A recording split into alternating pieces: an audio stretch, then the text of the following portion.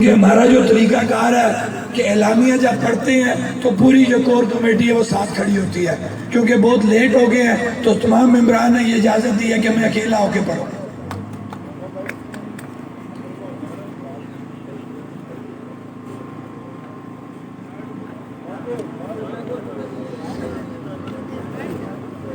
پہلے اعلامیہ پڑھنا ہے،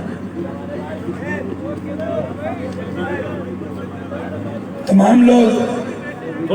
خاموشی سے اس اعلامیوں کو سنیں۔ اعلامیہ شہدائے جموں و کشمیر و شہدائے عوامی حقوق کانفرنس منعقدہ 24 مئی 2025 بمقام مظفر آباد۔ نمبر 1، جموں و کشمیر جوائنٹ عوامی ایکشن کمیٹی شہدائے کشمیر اور شہدائے عوامی حقوق تحریک کو خراج عقیدت و تحسین پیش کرتے ہوئے اس عزم کا اعادہ کرتی ہے کہ شہداء نے جس مقصد کے لیے اپنی جانوں کا نذرانہ پیش کیا، اس مقصد کے حصول تک جدوجہد جاری رکھی جائے گی۔ نمبر 2، جموں و کشمیر جوائنٹ عوامی ایکشن کمیٹی پرامن سیاسی جدوجہد پر یقین کامل رکھتی ہے اور اس کی 2 سال پر محیط جدوجہد اس بات کا واضح ثبوت ہے۔ نمبر 3، جموں و کشمیر جوائنٹ عوامی ایکشن کمیٹی پاکستان اور ہندوستان کے مابین ہونے والی جنگ میں ریاست جموں و کشمیر کے دونوں اطراف ہونے والے نہتے عوام کی شہادتوں، املاک کے نقصان پر گہرے رنج و غم کا اظہار کرتی ہے۔ نمبر 4، جموں و کشمیر جوائنٹ عوامی ایکشن کمیٹی یہ سمجھتی ہے کہ پاکستان اور بھارت کے مابین جنوبی ایشیا میں اس وقت تک امن قائم نہیں ہو سکتا جب تک مسئلہ جموں و کشمیر کو کشمیری عوام کی امنگوں خواہشات کے مطابق حل نہیں کیا جاتا۔ اس لیے جموں و کشمیر جوائنٹ عوامی ایکشن کمیٹی ریاست بھر کے اس نمائندہ عوامی اجتماع کی وساطت سے اقوام عالم سے مطالبہ کرتی ہے کہ مسئلہ جموں و کشمیر کو پرامن مستقل طور پر حل کرنے کے لیے ریاست جموں و کشمیر کے عوام کو ان کا پیدائشی عالمی سطح پر تسلیم شدہ اور پاکستان اور بھارت کی طرف سے مرعود حق خود ارادیت اقوام متحدہ کے چارٹر کے مطابق دیا جائے، تاکہ ریاست جموں و کشمیر کے عوام مسئلہ جموں و کشمیر کا حل اپنی اجتماعی رائے سے نکالیں۔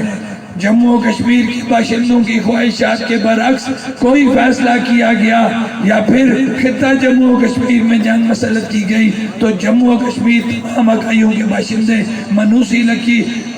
ہونی لکیر سیز فائر لائن کو پرامن پر توڑنے کا حق محفوظ رکھتے ہیں۔ نمبر 5، جموں و کشمیر جوائنٹ عوامی ایکشن کمیٹی اور خود پاکستان ہندوستان سمیت عالمی دنیا بارہا اس خدشہ کا اظہار کر چکے ہیں کہ پاکستان اور ہندوستان کے درمیان ہونے والی جنگ کسی بھی وقت ایٹمی جنگ میں بدل سکتی ہے، اور اگر ایسی بدقسمت جنگ ہوئی تو اس صورت میں جنوبی ایشیا میں بسنے والے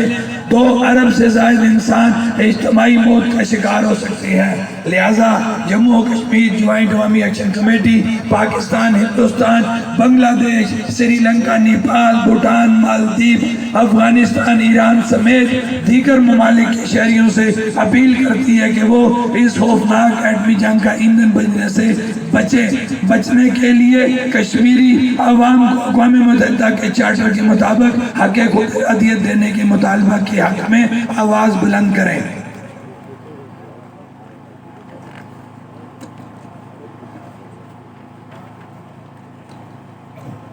نمبر 6،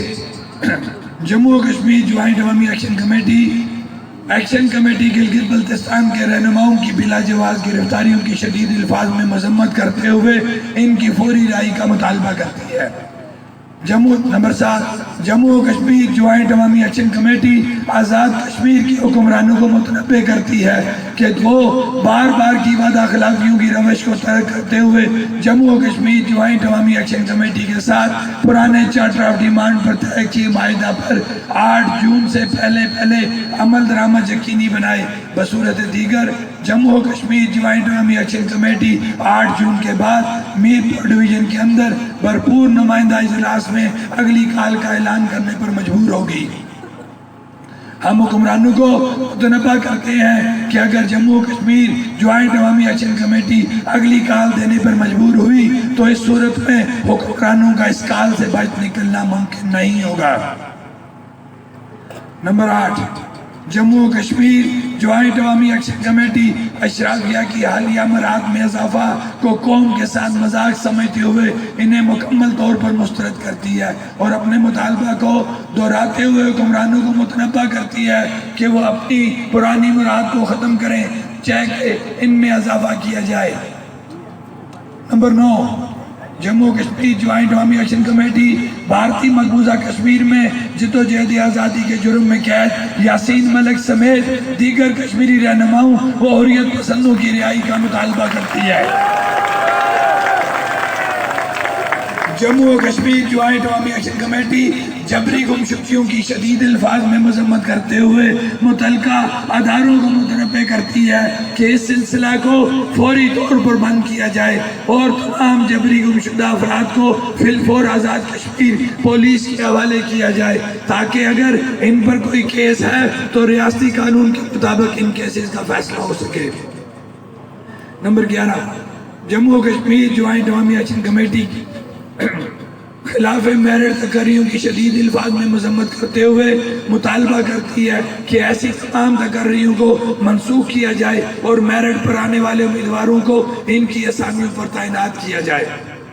نمبر 12، آزاد جموں و کشمیر میں غیر اعلانیہ لوڈ شیڈنگ کا جو طویل دورانیہ شروع کر دیا گیا ہے وہ ناقابل قبول ہے۔ جموں و کشمیر جوائنٹ عوامی ایکشن کمیٹی آزاد جموں و کشمیر کو لوڈ شیڈنگ فری قرار دینے کا مطالبہ کرتی ہے، لہذا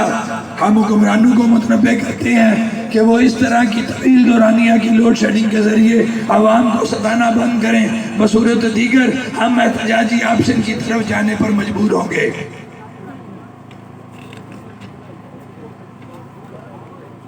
نمبر 13، جموں و کشمیر جوائنٹ عوامی ایکشن کمیٹی نے بمطابق معاہدہ حکومت کو جن امور کی انجام دہی کے لیے ایک معین وقت دیا تھا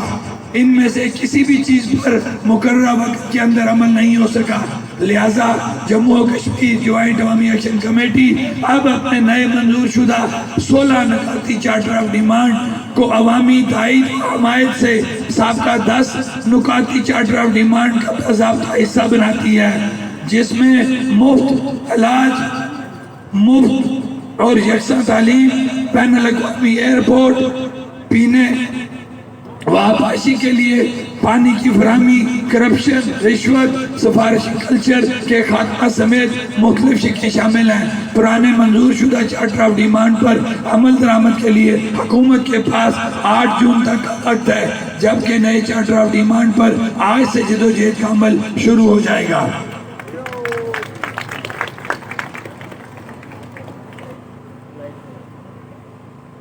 اب جو چارٹر آف ڈیمانڈ میں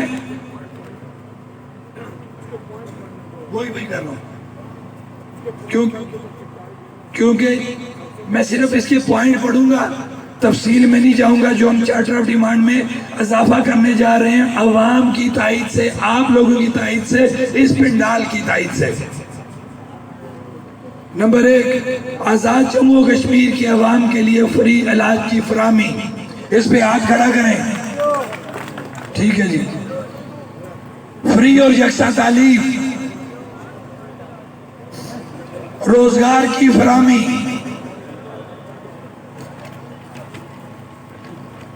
انٹرنیشنل ایئرپورٹ کا قیام، مہاجرین مقیم پاکستان کے نام پر اسمبلی نشستوں کا خاتمہ، مہاجرین مقیم پاکستان کے نام پر اسمبلی نشستوں کا خاتمہ، نوکریوں میں مہاجرین مقیم پاکستان کے کوٹے کا خاتمہ، پینے کے پانی کی فراہمی، پانی موجے،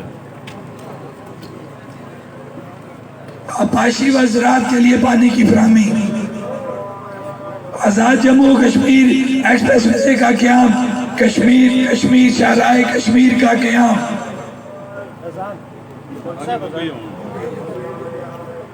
سرکاری محکموں میں رشوت، کرپشن اور سفارشی کلچر کا خاتمہ، محکمہ جات کی اصلاحات اور اضافی محکموں کا خاتمہ،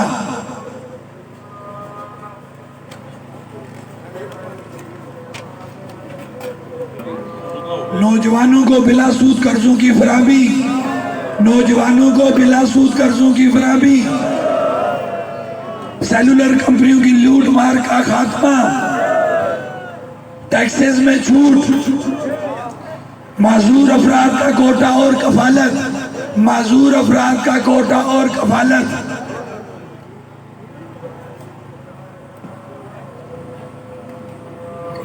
مکمل عدلیہ اور انتظامیہ کی مراحت اور تقرریاں کہ یہ جو ہم کہہ رہے ہیں کہ اپنی مراحت میں کمی کی جائے، ہم نے تمام شعبہ جات کا ذکر کیا ہے، اس کے اندر تمام شعبہ جات کو اپنی جو ہے مراحت میں کمی کرنے کا جو ہے وہ اعلان کرنا پڑے گا۔ یہ ہمارا جو نیا چارٹر آف ڈیمانڈ ہے اس کے اندر یہ پوائنٹ ہے۔ کیا یہ پورا پنڈال سابقہ جو چارٹر آف ڈیمانڈ ہے اس کے ساتھ اس نئے جو نکات ہیں ان کی منظوری دیتا ہے؟ سابقہ چارٹر آف ڈیمانڈ اور نئے چارٹر آف ڈیمانڈ کی منظوری یہ حال دیتا ہے؟ میں 3 دفعہ پوچھوں گا، کیا یہ پنڈال اس چارٹر آف ڈیمانڈ میں جو اضافہ کیا گیا اور سابقہ چارٹر آف ڈیمانڈ اس کی اجازت دیتا ہے؟ ہاتھ کھڑا کر کے بتائیں، اس کی اجازت دیتا ہے؟ یہ پنڈال اس چارٹر آف ڈیمانڈ میں اضافے کی اجازت دیتا ہے؟ بہت بہت شکریہ، بہت شکریہ۔